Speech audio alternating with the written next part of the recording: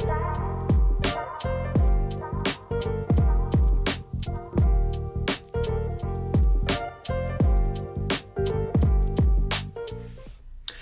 and welcome to Focus Friday. I'm Dan Mickle, and the Focus Friday vlog is a vlog based on helping start conversations in the coaching and educational spaces.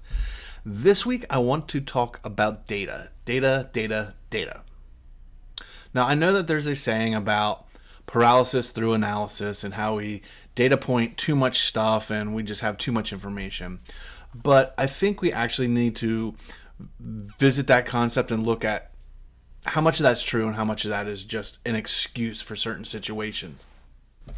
Because if you haven't read the book Don't Trust Your Gut by Seth Stephens-Davowitz, I highly suggest it because it's true. We can't trust our gut. There are absolutely times that our intuition, our gut is correct, and we feel like, oh my gosh, this happens all the time. But the truth of the matter is, scientifically and historically, our gut is wrong more than it's right. We just happen to remember the times it's right a little bit more. Why are we talking about this and how does it relate to what we're talking about in the coaching educational space is I think we miss a really great opportunity for data. And what I mean by that is we all know we stat everything in the games, right? In competitions, we stat every movement, every vertical, every jump, the speed of everything. We get 1 million data points in competition. And in the classroom, we can get 1 million data points by quizzes and tests and knowledge checks. But we spend most of our time in the training space, whether it's at practice in the gym, in the field, of the pool, or in the classroom, before the tests and learning stuff. We spend most of our time in that environment, but we almost never get data from it.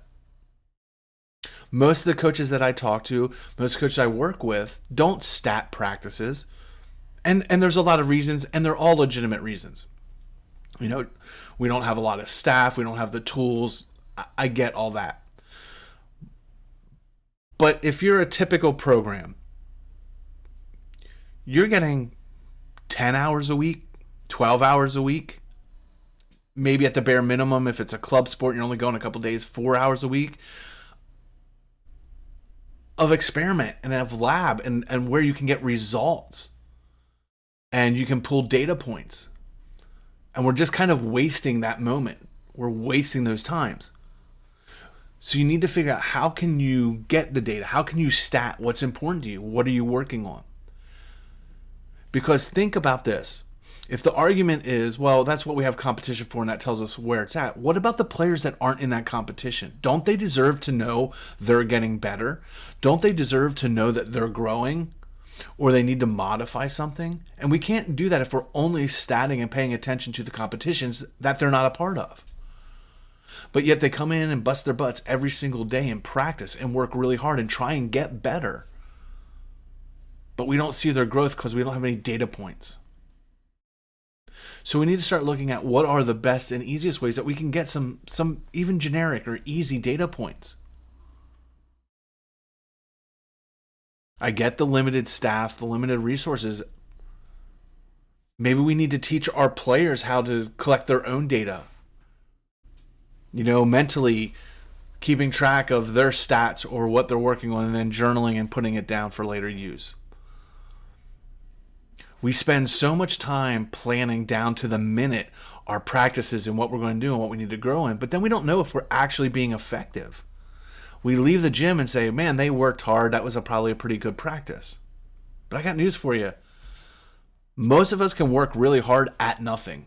We can make it seem like we are busting our butts, but we're not growing because we're just doing what looks like busy work. So how do we track it? How can you as a basketball coach track shooting efficiency in practice? Well, you're going to have to carry a clipboard and some stuff.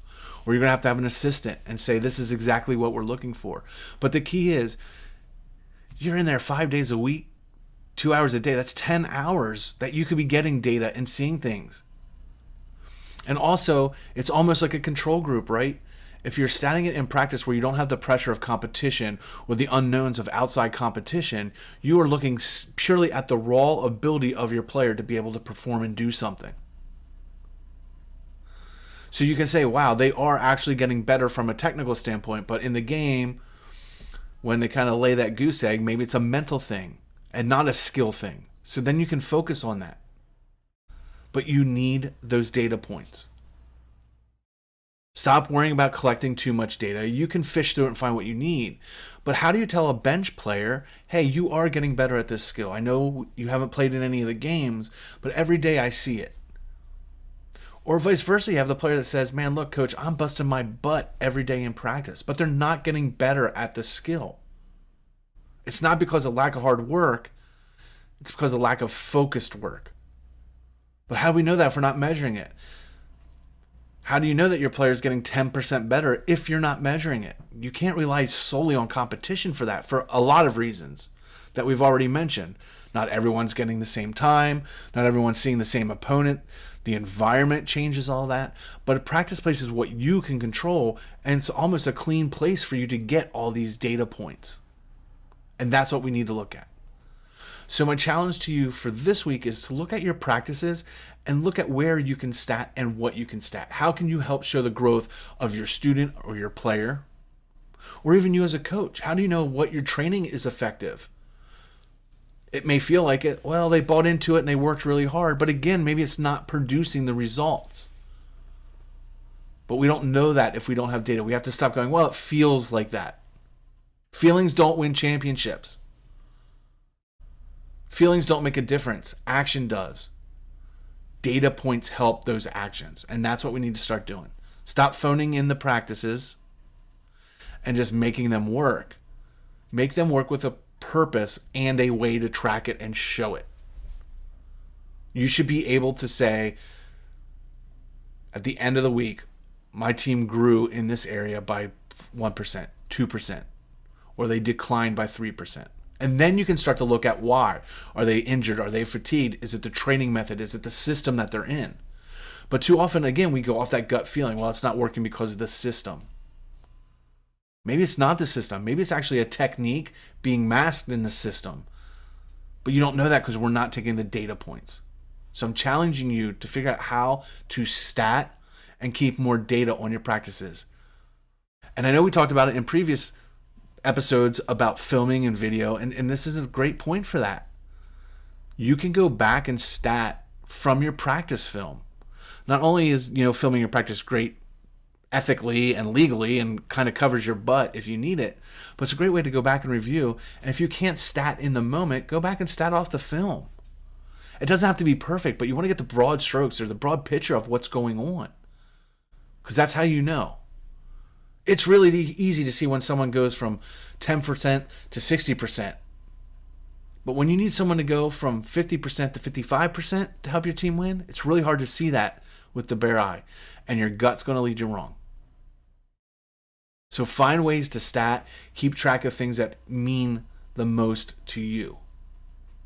I'm not saying everything has to be heart monitors and hooked up to all these machines. Simply a piece of paper with some tally marks on it. Maybe. But find a way to show, hey, look, yesterday you hit this many shots, today you're hitting this many shots, what's going on? Because you decreased by almost 50%. They could still be working really hard and feel like, yeah, I'm really working towards it, but their production's down, but they don't know it because they're overvaluing the feeling of hard work. We need to see the benefits of the hard work and be able to show them. All right, that's it for this week's Focus Friday. See you all next week. Don't forget, you can send your questions, your thoughts, your comments to @RealDanMickle across all social media. You can hit me up, dan@danmickle.com. Visit our sponsor, Soul Performance Academy, at soulperformanceacademy.com and @717soul across all social media. Please share, like, subscribe. Let's get the word out. Let's continue to grow this community. We've had some great discussions on some of these, and I love it. So let's keep it up. And I can't be here without you guys. So, thanks for all the love, support. And until next week, peace, much love. One day or day one, it's your choice, and don't suck.